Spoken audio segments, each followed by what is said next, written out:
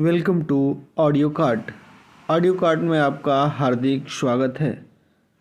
तो प्रस्तुत है आज की कहानी मुंशी प्रेमचंद द्वारा रचित पंच परमेश्वर।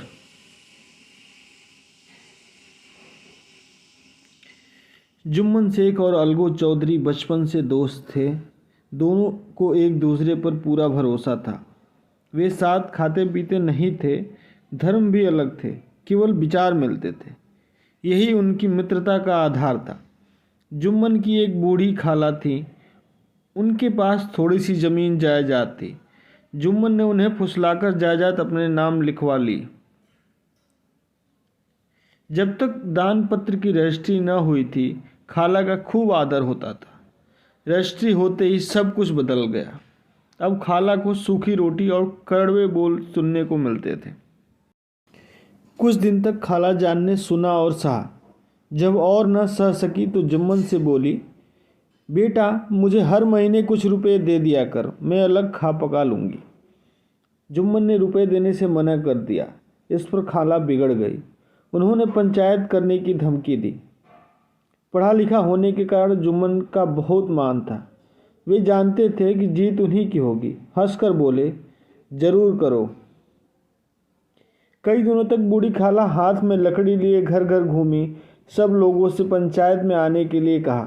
किसी ने हाँ हूँ करके टाल दिया तो किसी ने उल्टे उन्हें ही गालियाँ दी। चारों ओर से घूम घाम कर बेचारी अलगू चौधरी के पास आई। अलगू से भी पंचायत में आने के लिए कहा। अलगू बोला, आ तो जाऊंगा पर मुंह न खोलूंगा।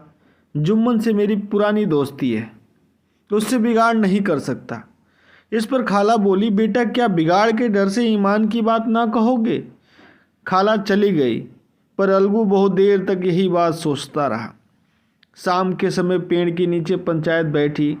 खाला ने पंचों को अपना दुख सुनाया और न्याय मांगा। वे पंच का फैसला मानने को तैयार थी। फिर सरपंच बनाने की बारी आई। पूछने पर जुम्मन बोले, खाला जिसे चाहे उसे बनाए, मैं भी पंच का फैसला मानने को तैयार हूँ। तब खाला ने अलगू को सरपंच बनाया। जुम्मन खुश हो गए। अब तो जीत उनकी ही होनी थी, पर अलगू कतराने लगे। तब खाला बोली, बेटा दोस्ती के लिए कोई अपना ईमान नहीं बेचता। पंच न किसी के दोस्त होते हैं न दुश्मन। पंच के दिल में खुदा बसता है। उनके दिल से जो बात निकलती है वो खुदा की तरफ से निकलती है। अलगू चौधरी सरपंच हुए। खाला और जुम्मन अब उनके लिए एक समान थे। अब जुम्मन ने अपनी बात पंचों से कही। खाला की जायदाद से मुझे ज़्यादा फ़ायदा नहीं होता, इसलिए मैं उन्हें हर महीने खर्च नहीं दे सकता। फिर इस तरह की कोई लिखा पढ़ी भी तो नहीं हुई थी। इस बात पर अलगू जुम्मन से सवाल जवाब करने लगे। जुम्मन हैरान थे। फिर अलगू ने फैसला सुनाया, खाला को खर्च देने लायक लाभ तो जायदाद से हो ही जाता है। अगर जुम्मन खर्च नहीं देंगे तो दान पत्र की रजिस्ट्री रद्द कर दी जाएगी। फैसला सुनकर जुम्मन दंग रह गए। क्या यही कलयुग की दोस्ती है? जिस पर भरोसा था उसी ने समय पड़ने पर धोखा दिया। सब लोग अलगू की सच्चाई की तारीफ करने लगे। इसी का नाम पंचायत है। दूध का दूध, पानी का पानी कर दिया। इस फैसले ने अलगू और जुम्मन को दुश्मन बना दिया। सच के एक झोंके ने दोस्ती की जड़ हिला दी। जुम्मन हर समय बदला लेने की सोचने लगे। शीघ्र ही उन्हें यह अवसर मिला। पिछले साल अलगू मेले से बड़े बड़े सींग वाले एक जोड़ी बैल खरीद कर लाया था। पंचायत के 1 महीने के बाद ही बैल मर गया। अब एक बैल से क्या होता, सो अलगू ने उसे गांव के बनिए समझू साहू को बेच दिया। साहू ने 150 रुपये में बैल खरीद लिया।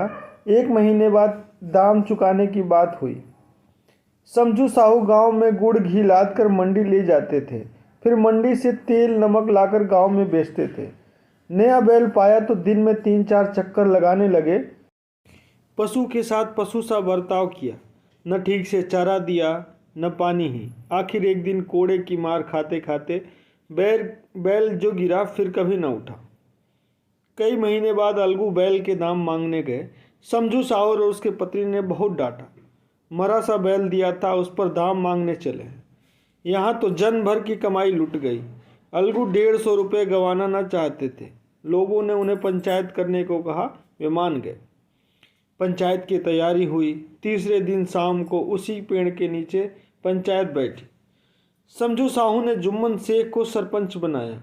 अलगू निराश हो गए पर कुछ बोले नहीं। सरपंच बनते ही जुम्मन में जिम्मेदारी आ गई। वे न्याय और धर्म के आसन पर बैठे थे। यह समय निजी बदला लेने का नहीं था, उन्हें केवल सच ही बोलना चाहिए। पंचू ने समझू साहू और अलगू चौधरी से सवाल जवाब किया।